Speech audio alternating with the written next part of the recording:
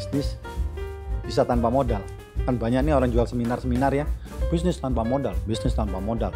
Ya tergantung gini loh ya, menurut saya modal itu apa? Yang paling mahal adalah idenya. Kadang-kadang yang punya duit itu cuma dibagi saham 30% atau mungkin cuma 20%. Ya, bisnis harus modalnya besar. Ya tergantung ada bisnis yang tidak membutuhkan modal besar. Contohnya apa? Bisnis semua itu harus punya modal. Paling tidak juga modal nekat. Tapi masih banyak sekali orang mempertanyakan ini. Pak gimana Pak cara sukses? Pak Pajang bagaimana sukses di bisnis? Satu, Anda harus tahu caranya. Ilmunya Anda harus belajar dulu.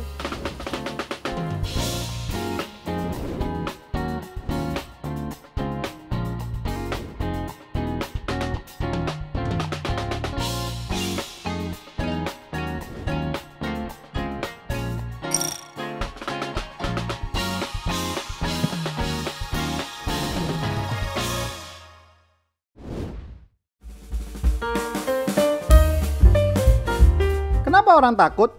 Ya, karena kebanyakan orang itu mempunyai sifat yang takut. Takut itu bagus. Berarti kita bisa precaution, kita bisa berhati-hati. Tapi biasanya takut yang berkelebihan membuat kita menjadi penakut. Tapi kalau kita bahas, sebenarnya apa sih yang membuat orang menjadi takut? Bukan penakut. Kalau penakut itu mungkin nggak ada obatnya. Itu harus diselesaikan dulu supaya tidak menjadi penakut. Tapi biasanya satu, mungkin menurut saya mereka tidak merasa punya pengalaman. Nah, kalau kita bicara tentang pengalaman, Anda ingin menikah dengan gadis atau perjaka yang mempunyai pengalaman menikah atau belum mempunyai pengalaman? Ya tentunya di dalam bisnis seperti itu. Anggap aja ya sudah dijalanin saja, nggak usah takut.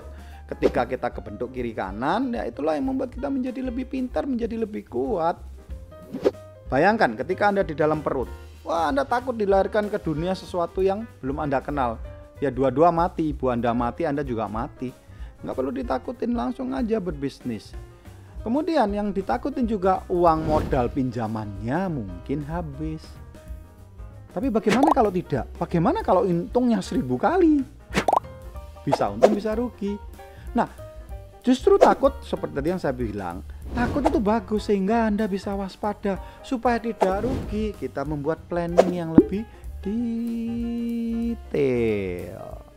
Dan biasanya orang-orang itu takut repot. Orang bayangin, aduh jual barang itu tidak mudah. Saya nggak pede, saya malu. Aduh saya gengsi. Ya sudah jangan bisnis lah. Tinggal gini aja, minta kepada siapapun yang mau memberi Anda duit.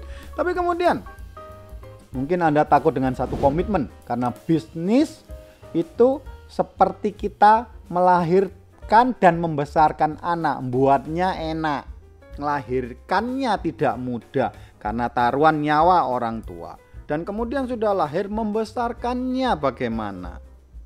Full of commitment.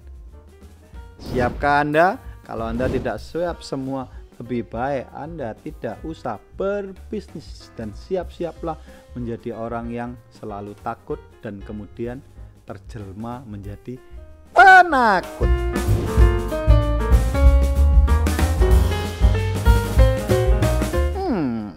Apakah karena mereka tidak punya keberuntungan?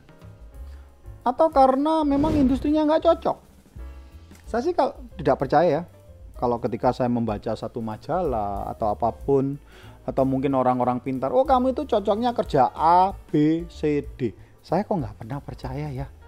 Jadi kegagalan kita di dalam bisnis itu bukan karena cocok atau tidaknya. Mungkin karena kita kurang tekun. Kita kurang detail mempelajarin apa saja yang harus kita pelajari untuk bisa bertahan dan mengembangkan bisnis kita. Jadi supaya Anda tidak gagal, terus ikutin Pak Pajang. Dan ketika Anda punya sesuatu, ini sama dengan coaching atau mentoring gratis men. Supaya Anda tidak gagal, semua ini free. Yang paling penting jangan lupa ya, subscribe, like, dan di share. Oke?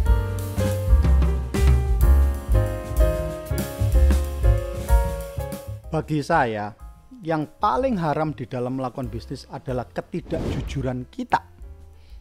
Artinya apa? Kita tidak jujur secara internal dan eksternal.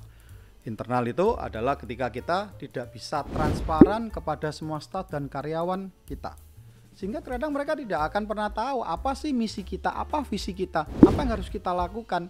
Dan kadang-kadang apa yang diinginkan oleh seorang pemimpin tidak transparan sehingga dia berbohong kepada stafnya untuk melakukan hal-hal yang tidak sesuai terkadang dengan misi-misi perusahaan.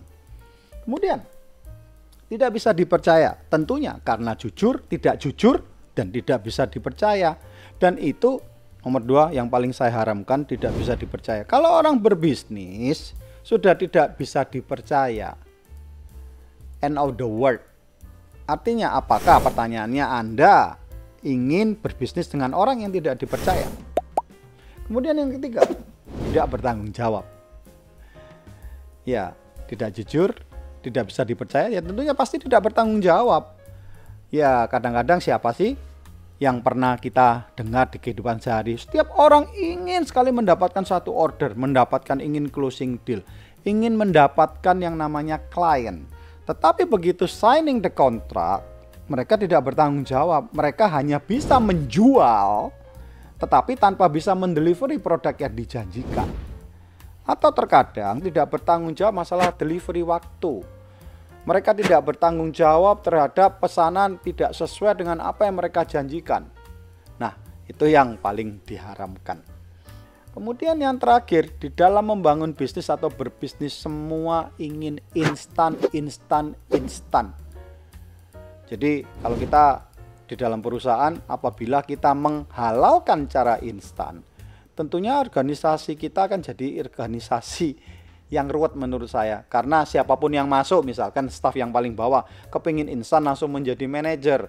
Perusahaan yang kecil baru langsung instan kepingin menjadi perusahaan besar tanpa melalui proses. Tentunya tidak bisa. Contohnya begini. Di dalam bisnis itu kompleksitasnya sangat tinggi. Contoh nih, saya mempunyai mesin dengan satu kapasitas produksi 1 kilo 1 jam.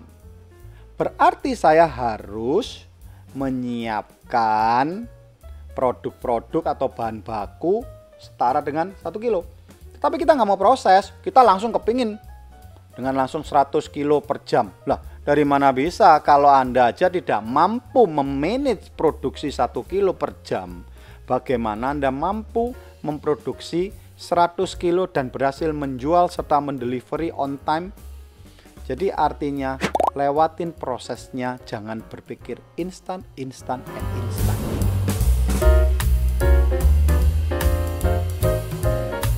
Gagal, definisi gagal itu apa? Gagal apa berarti ketika kita bertemu dengan sesuatu? Apakah zaman sekarang ini ketika kita menemui kesulitan sudah ada yang gagal, ketika ada pandemi dan kita merasa gagal? No, gagal itu apa definisi daripada gagal? Tidak berhasil atau belum berhasil. Tetapi apapun itu, ketika kita mengalami kesulitan atau ketika kita jatuh, kita nubruk tembok gitu misalnya, ya sudah, berdiri lagi, mencoba lagi, jatuh lagi, berdiri lagi. Contohnya seperti ini. Ingat enggak? Saya yakin semua subscriber semua pasti melewati zaman waktu kita kecil. Waktu kita kecil, kita dilahirkan tidak serta-merta langsung bisa berlari, bener nggak ya? Belajar dulu, berjalan, tata-tata, jatuh. Coba dibayangkan, sekali kita jatuh dan kita mempunyai ketakutan yang sangat untuk melangkah lagi. Dan sampai besar, Anda akan menjadi seorang yang lumpuh, tidak pernah bisa berjalan.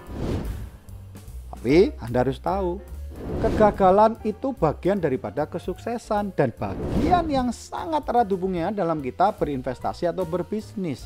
Kalau tidak mau gagal atau takut gagal, lupakan bisnis. That simple.